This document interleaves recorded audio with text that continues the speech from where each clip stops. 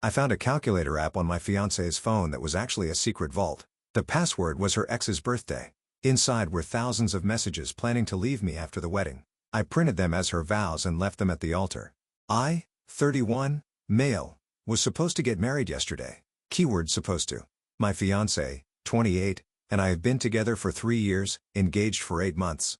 Wedding was planned for 150 guests. Venue booked, deposits paid, dress bought, the whole thing. We'd sunk about $35 into it between both of us. I paid roughly $22 of that. 3 weeks ago, I borrowed her phone. Mine was dead. Needed to check my work email real quick. She was in the shower. No big deal. We've always been open about phones. Password shared, no secrets. Or so I thought. I unlocked her phone, went to open Chrome, and accidentally swiped left instead of right. Brought up her app page. That's when I saw it. A calculator app. But here's the thing. She already had a calculator app, the default iPhone one. This was a different icon, slightly off. Same calculator look, but not quite right. Something in my gut twisted. I'd heard about these vault apps that look like normal apps, but hide stuff when you put in the right code. I opened it. Calculator interface came up. I tried the basic calculation that supposedly opened some of these. 1, 2, 3, 4, equals nothing. Tried her birthday. 032A equals nothing. Then I don't know why, but I tried her ex's birthday. The one she dated for 5 years before me. The one she claimed she was totally over. 1050 equals. The screen went black for a second, then opened to a folder full of text message, screenshots, photos, and documents. My hand started shaking. I started reading. The messages went back 6 months. Screenshots of text conversations between her and her ex. Thousands of them. Can't wait until this is over. Then we can finally be together. He's so clueless. Lumo actually thinks I love him. The wedding is just to make my parents happy. Dad said he'd pay off my student loans if I settled down with a good man. After the wedding, I'll give it 6 months, file for divorce, and we can be together. Dad will have already paid the loans. He makes good money. I'll probably get alimony too. My lawyer said I should be fine. I know this sounds awful, but he's like a placeholder. You're who I actually want to be with. This is just financially smart. Message after message discussing their future together. Her calling me boring, saying I was safe and stable, but not what she really wanted. Making fun of things I'd said, things I'd done, inside jokes about me, photos of us together with her captioning them, "Kill me now." Her ex was in on it, encouraging it. They'd been seeing each other the whole time, meeting up when I was at work. The girls' night she'd been having, not with her friends. I sat on the bathroom floor outside the shower, reading through everything.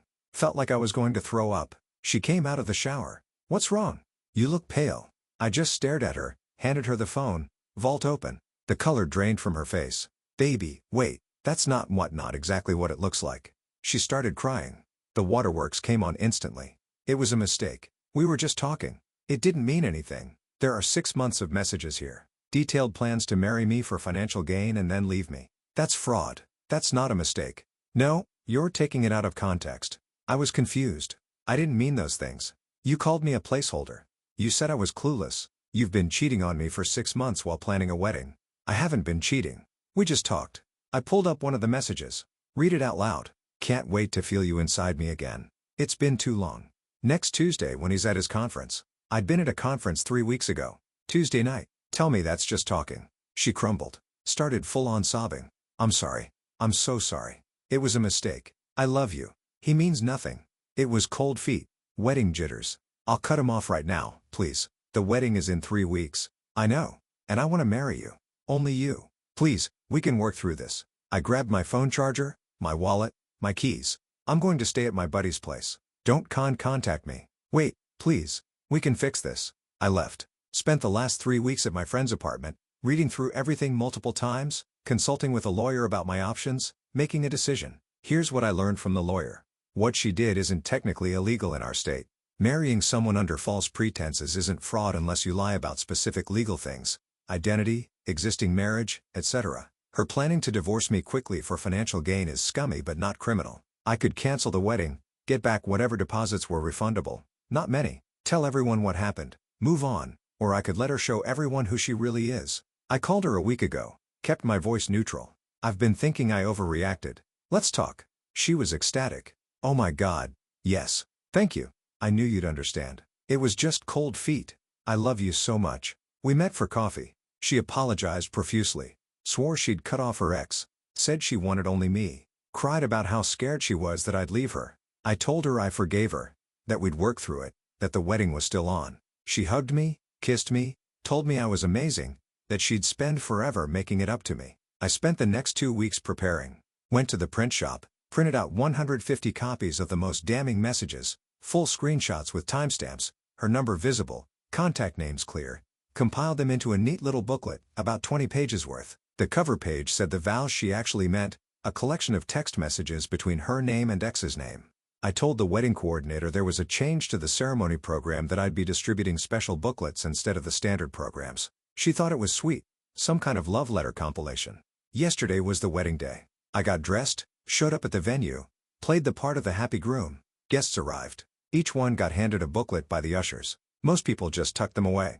Figured they'd read them during the boring parts of the ceremony. The ceremony started. She walked down the aisle in her $4,000 dress, smiling, thinking she'd won, thinking she'd fooled me. We got to the altar. Officiant started his speech about love and commitment. Then he got to the vows portion. And now the groom has prepared something special for his bride. I pulled out my own copy of the booklet from my jacket pocket. Looked at her. Her smile started to falter. I thought about writing traditional vows, I said loud enough for everyone to hear. But then I realized you'd already written your own vows, just not to me. I held up the booklet. So I decided to share them with everyone here. Her face went white. She started to reach for me. Don't. Page 1, I continued. A text from 6 months ago where you tell your ex that I'm a placeholder, that you're only marrying me so your dad will pay off your student loans. People started opening their booklets, flipping through pages. I heard gasps from the pews. Page 5 has some nice ones where you discuss meeting up with him while I was at work. Page 7 has your plans for our honeymoon, which apparently you were going to cut short to fly back and see him. Her mother stood up. What is going on? Your daughter has been planning to divorce me approximately 6 months after today. It's all documented in that booklet.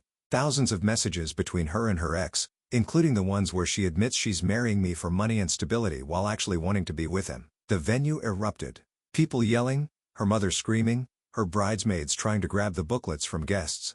I looked at my almost wife. She was crying, shaking, trying to speak, but nothing coming out. I found your Vault app, I said quietly, just to her. The calculator one password was his birthday, by the way. I'd want to be less obvious next time you commit fraud. Then I walked out, left her at the altar in her expensive dress, surrounded by 150 people who now knew exactly who she was. Drove to the airport, took the honeymoon trip by myself, cashed in both tickets for credit, used it to fly somewhere else entirely. Turned off my phone. That was yesterday. I'm writing this from a hotel room in a city I've never been to before. Drinking overpriced minibar whiskey. And honestly, I feel okay. Not great, not terrible, just okay. My phone's been off since the ceremony. Probably hundreds of messages waiting. Don't care. She wanted a memorable wedding. She got one. Update 1. 4 days later, turned my phone back on this morning. 326 texts, 89 calls, voicemails full. Let me break down the categories. Her 143 texts ranging from "how could you" to "you're a monster" to "please talk to me" to "I'm going to sue you" to "I still love you." Her mother 37 texts and multiple voicemails about how I humiliated her daughter and ruined her reputation and how I'm going to pay for this. Her father 2 texts, both just said "call me when you can." My family supportive. My mom called to ask if I was okay. My brother texted "legendary bro." Absolutely legendary. Friends split. Some thought I went too far. Most understood. Her bridesmaids several angry texts about how I'm abusive and cruel. One of them though texted me privately. I knew something was off. She talked about you like you were a job, not a relationship. You did the right thing.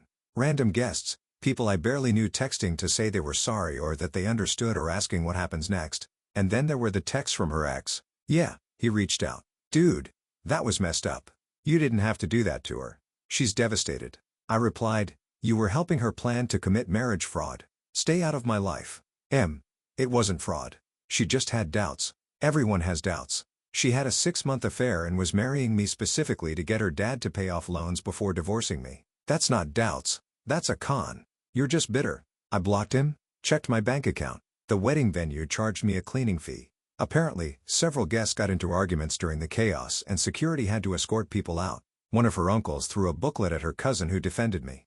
Whole thing was a disaster. Cost me an extra $800. Worth every penny. Called the hotel where we booked the honeymoon suite before I switched my trip. Explained the situation. They were surprisingly cool about it. Said they'd heard wedding drama stories, but this was a new one. Refunded the room.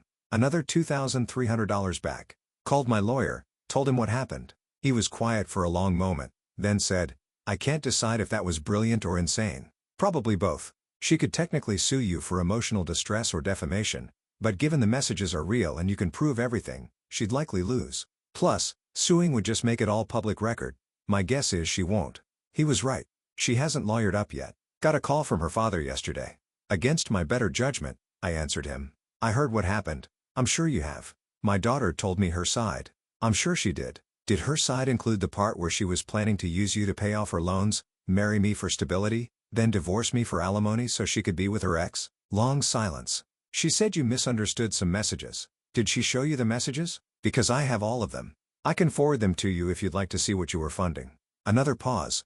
Him. That won't be necessary. Me? Did you pay off her loans yet? I was going to transfer the money this week. Might want to rethink that. I appreciate you telling me what was going on. I'm sorry this happened to you. Thanks. He hung up. Decent guy. Honestly. Feel bad for him. His daughter played him too. My friend, whose couch I'd been crashing on before all this, texted, Dude, when are you getting back? We need to talk about what you're doing next. Good question. I'd taken the week off work for the honeymoon. Still had 3 days left. The city I flew to was nice, but I wasn't really present. Just going through motions. Decided to head home, face the music, deal with the fallout. Flew back yesterday. Got to my apartment. It's weird being here. She'd moved some of her stuff in over the last few months. Not everything, but enough that there are gaps now. Her toothbrush holder, her favorite mug, the throw pillows she insisted we needed. I boxed up everything of hers I could find. Put it by the door. Texted her, your stuff is boxed up. You can pick it up this weekend. Let me know when you're coming so I'm not here. She replied within minutes. Can we please talk face to face? Me? No. You owe me that much. I don't owe you anything. You can get your stuff or I'm donating it. Choose. You're being cruel. I didn't respond. She showed up Saturday with her sister and mother. I stayed at my buddy's place. He went to my apartment to supervise. Texted me updates. Friend. They're here. Mom is pissed. Giving me death glares. Her sister asked where you were. Told her you didn't want to be here. She called you a coward. They're arguing about whose fault this is. Mom blames your ex. Sister blames you. Your ex is crying. They're taking the boxes. Mom just asked if you're keeping the ring. I said, I don't know. The ring, right? I'd completely forgotten about the engagement ring. $8,500. Still have it. Brent, they're gone. Place is clear. Your ex left you a note. I went back to the apartment, found the note on the kitchen counter. I know you hate me. I know I messed up. But what you did was worse. You humiliated me in front of everyone I know. My family is furious with me. I've lost friends. My reputation is destroyed. All because I had some doubts about us. You could have just talked to me. We could have worked through it. Instead, you chose to be vindictive. I hope you're happy with yourself. I hope it was worth ruining my life. Not a single apology. Not a single acknowledgement of what she actually did. Just victim mentality. I crumpled up the note. Threw it away. Update 2. 2 weeks later, things escalated. First, her mother started a phone campaign. Called my mother, crying about how I destroyed her baby's life. My mom, bless her, shut that down fast. Mom, your daughter was committing fraud. My son did what he had to do. Her mother, he humiliated her publicly. There were better ways to handle it. She humiliated herself. She wrote those messages. He just made sure people knew the truth before she could scam him. Her mother hung up on my mom, then called my brother. He didn't answer. Then came the Facebook post. Her mother wrote a long detailed post about abusive men who punish women for having cold feet and publicly shaming your partner as emotional abuse and how I was controlling and vindictive. Didn't name me directly, but everyone knew who it was about. The comments were mixed. Some of her friends and family rallied around her. Others, including people who were at the wedding and read the booklets, called out the post. One comment that got a ton of likes. She wasn't having cold feet. She was actively planning to commit marriage fraud. There's a difference. Her mother blocked everyone who disagreed with her. My ex started her own campaign, posted vague quotes about betrayal and learning who your real friends are and surviving narcissistic abuse. Again, didn't name me, but the implication was clear. I was the abuser. She was the victim. Some people bought it. Most people who'd been at the wedding or seen the booklets didn't. Then things got weirder. Her ex, the one she'd been planning to run away with, posted a long thing about supporting the woman he loves through hard times and standing by her side against hatred. Apparently, they were going public with their relationship.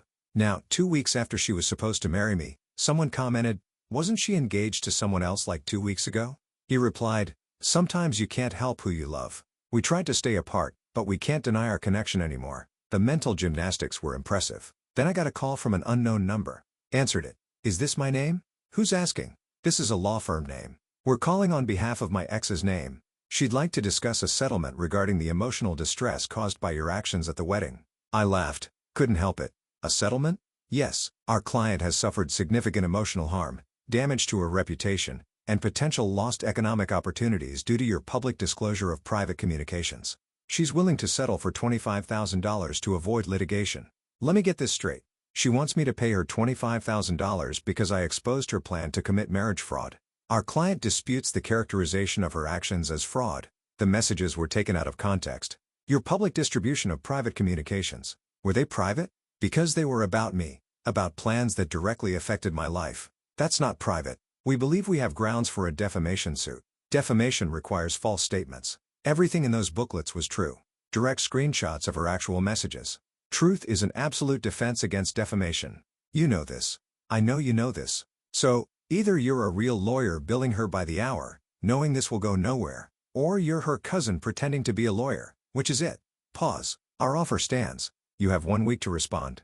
They hung up. I called my lawyer, told him about the call. Lawyer, they're bluffing. No legitimate attorney would take that case. It's probably a friend or family member trying to scare you. Ignore it. Me. And if they do sue lawyer, then we countersue for the cost of the wedding, emotional distress, fraud, and anything else we can think of. She'd be opening herself up to way more legal trouble than you. I doubt she's that stupid. He was right. The lawsuit never materialized. But the harassment didn't stop. Her bridesmaids started leaving negative reviews on my business's website. I'm a freelance consultant. Didn't name me directly, just vague complaints about unethical practices and can't be trusted. I reported them to the platform. Most got taken down for being fake reviews with no transaction history. One of her cousins showed up at my apartment building. Building manager called me. Manager, there's a woman in the lobby saying she needs to talk to you. Says it's urgent. Should I let her up? Me. What does she look like? He described her. Her cousin, the one who'd been particularly vocal on social media. No, she's not welcome here. If she doesn't leave, call the police. You got it. She apparently left after he told her the police were being called. Then my ex herself showed up, caught me leaving for the gym. She was waiting by my car. We need to talk. No, we don't. Please. 5 minutes. I have nothing to say to you. Fine. Then listen. What you did was unforgivable. You had no right. I had every right. You were planning to defraud me, to use me. Everything I did was illegal. Everything you did was manipulative and wrong. I made a mistake. People make mistakes. For 6 months, that's not a mistake. That's a calculated plan. I would have stopped. I was confused. You were confused about whether to keep lying to me or just go ahead and marry me anyway before running off with your ex. Yeah, real confusing. I deserve to be confronted privately, not humiliated in public. You deserve to have everyone who is about to watch you make fraudulent vows know the truth. They deserve to know who they were celebrating. I gave them that information. You're heartless. I'm not the one who called my fiancé a placeholder. I'm not the one who mocked him to my affair partner. I'm not the one planning to use him for money. She started crying again. I loved you. No, you didn't. You loved what I could provide. There's a difference. I got in my car and drove away. Watched her in the rearview mirror, standing in the parking lot crying. Felt? Nothing. Final update. 6 weeks later. Life has settled into a new normal. Figured I'd post one last update since people keep asking. The harassment mostly stopped. Her mother blocked me on everything. My ex stopped trying to contact me after the parking lot encounter. Her bridesmaids moved on to whatever drama comes next. Got a formal letter from an actual lawyer 2 weeks ago. Not a lawsuit. Just a letter requesting I remove her contact information from the booklets if I had any remaining copies and cease any further distribution. Reasonable request. I didn't have any more copies anyway. The print shop deleted the order after printing, so I just had my lawyer send back a letter confirming I wouldn't distribute anything further. That was the end of it legally. Financially, the wedding debacle cost me about $18,000 total after refunds. She'd contributed $3,000. Her father was supposed to contribute $10,000, but pulled that after learning what she'd done. So, the vendors came after both of us for the remaining balances. We each paid half of what was owed. I got my $18K loss. She got her $11K loss. Her $3K original contribution plus her half of what wasn't covered. Venue, caterer, and photographer were the big ones that wouldn't refund anything. The engagement ring, I sold it. Got $6,200 for it. Basically a $2,300 loss, but better than keeping it. Used that money to take an actual vacation somewhere tropical. Spent a week reading books on a beach and not thinking about any of this. Came back refreshed. Started therapy. My therapist said I showed signs of betrayal trauma. which makes sense. Also said my revenge, while dramatic, wasn't technically unhealthy given the circumstances. Just needed to make sure I processed the actual hurt, not just the anger. Working on that, my ex, according to mutual friends, the few that still exist, moved in with her ex-boyfriend, the one she'd been planning to leave me for. They're apparently madly in love now. Her student loans are still unpaid. Her father didn't pay them off. She's been complaining about the payments on social media. Some of her friends dropped her after everything came out. Others stuck by her, but even they admit it was messed up what she did, even if they think my response was extreme. My family's been great. Mom checks in weekly. Brother took me out for beers and told me he was proud of how I handled it. Dad just nodded and said, "You did what you had to do." Work's been good. Business picked up, actually. Turns out having a reputation for not tolerating nonsense is attractive to certain clients. I'm not dating. Not ready. Probably won't be for a while. Trust issues are real. The idea of letting someone that close again giving them that much power to hurt me. Not there yet, but I'm okay. Really genuinely okay. Someone asked me in a DM if I regret the altar thing. If I think it was too far. Honest answer, no. Could I have handled it differently? Sure. Could have just canceled the wedding privately, told people we broke up, let her save face, but she would have lied. Told everyone I was the problem. Spun some story about me being controlling or abusive or whatever. Made herself the victim by showing everyone the truth up front by putting her own words in her own handwriting out there. I made sure the truth was undeniable. No, he said, she said. Just facts. Was it dramatic? Absolutely. Was it petty? Maybe. Was it satisfying in the moment? Yes. But more importantly, it was honest. And after months of her dishonesty, of her manipulation, of her planning to use me, honesty felt necessary. The people who needed to know the truth knew it. The people who wanted to believe her version would have believed it anyway, regardless of when or how I exposed her. I chose to expose her in a way that was dramatic and undeniable. That's on me. I own it, but I don't regret it. She made her choices. I made mine. She has to live with hers now, just like I have to live with mine. And I'm living fine. Thanks for following this mess. Time to close this chapter and move forward.